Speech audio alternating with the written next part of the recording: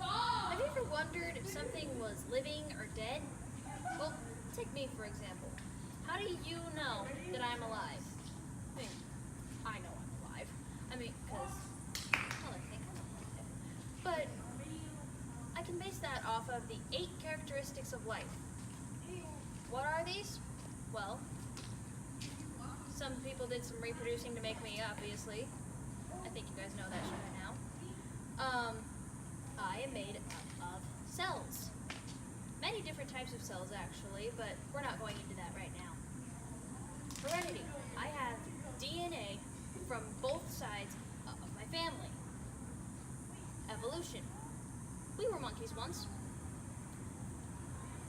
I use energy. I have lots of energy, and sometimes I really don't. And then there's homeostasis right now. I'm kind of sweating. It's hot. We're in the desert. I'm wearing a lab coat. And then there's response to touch. All right. Crud, that burns. That was a mistake. That was a mistake.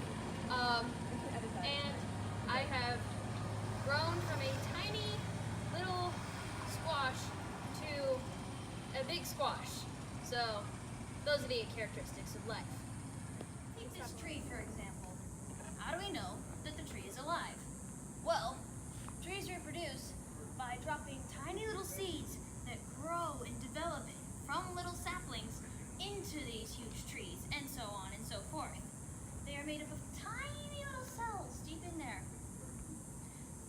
A tree has DNA. That's why the leaves are green, and the trunk is usually some shade of brown.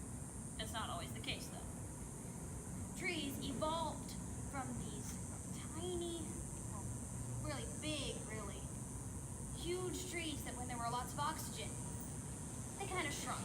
But we're not going to eat that. A tree uses energy from the sun to grow. I'm not going to tell you how a tree keeps itself like this with homeostasis. That's a thing. Trees actually do respond to things around them. Now, there aren't any on here, but sometimes trees have little knots that show when they're stressed. Now you're going to start making fun of me right now, but that is how that works. So, 1, 2, 3, 4, 5, 6, 7, 8. All 8 apply to the tree, and that's how we know it is alive. Then we've got this rock. Now how do we know that this rock is not alive? Well, first off, even though they have evolved from hot magma or sands under the earth, they cannot reproduce. Rocks just don't reproduce. That's not how that works. They get little pieces of rock can be broken off, but that's not the same thing. You don't rip off your arm to make a baby. That's not how that works.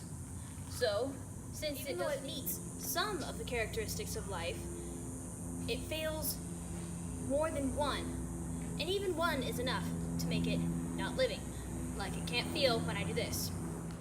Now, something that might be a little more confusing is this tiny little fire right here. Now, a fire, you might be confused about, is fire alive or not? It does grow as it catches on to things. Fire does have energy. Fire gets its energy from oxygen, too much at once will blow it out though. The fire does respond to its surrounding areas. Like if I were to pour water on fire, it would go out. Fire, though, has not evolved. Fire has been the same since fire first existed. So, it does not have DNA or cells. So, a fire is non-living because it was never alive in the first place. Water is also non-living because even though it can move, things usually happen to cause it to move. It responds to vibrations, but even though it's made of cells, water hasn't evolved either. Water has always been around, and we believe that water also exists in space, but that's an entirely different subject. So, it does not need energy to survive. It does respond to surrounding things, but because it doesn't meet one of the requirements, water is not alive. Now, this one may be a little more confusing. confusing. You can't really see it very well, but this is a chameleon. As you can probably tell, this chameleon is dead. Now, what's the difference between dead and non-living? Well, the chameleon was once alive. That is a very important factor. But even though it once met all of the 8 requirements for being alive, now it doesn't need energy to simply exist, and it meets none of them because it's dead. Now you know what makes something alive, what makes something non-living, and what makes something dead. Now I will show you how something can go from alive to dead in a quick demonstration. Wait, no!